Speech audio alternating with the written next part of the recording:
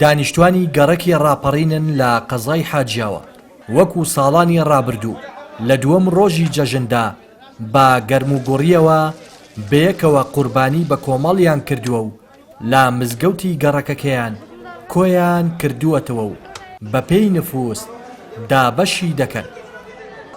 بەمەبەستی چەسپاندنی دادپەروەریە ئەو ئەمانەتی کە لەسەر شانمانان لەلایەن خەڵکی گەڕەکەکەەوە لەلایەن خزم و دۆستانەوە هاوڕێیان کە لەسەرمان واجبی دەکەن ئێمەش دەمانێت بە شێوەیەکی دادپەروەرانە ئەو خێر و خێراتێکی کە لەسەر شانمانە بە شێوازێکی یەکسان دابەشی بکەین بە پێی نفوس بەسەر خەڵکی گەڕەکەماندا.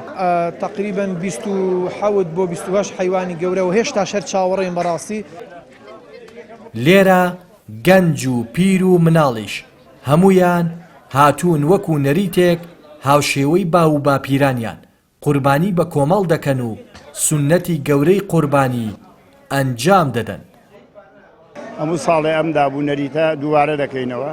ئەم ساڵیش یەکێکە لە ساڵەکانی ڕابردوو کە 26 ڕەشەوڵاقمان کوشتۆتەوە 29 حیوانی گچکەمان کوشتۆتەوە 280 ماڵ کە ناونووس کراوە 1600 نەفوسی تێدایە.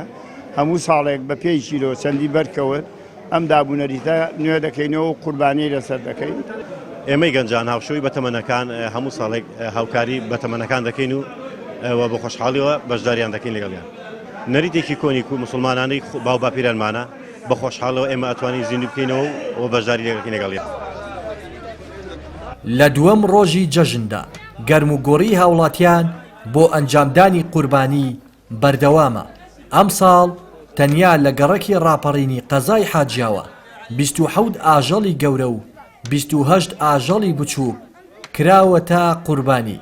لە جەژنی قورباندا هاوڵاتیان ئاژەڵ دەکەن بە قوربانی و بەسەر هەژاران و نەداراندا دابەشی دەکەن بە ئامانجی ئەوەی خودای گەورە لە خۆیان ڕازی بکەن.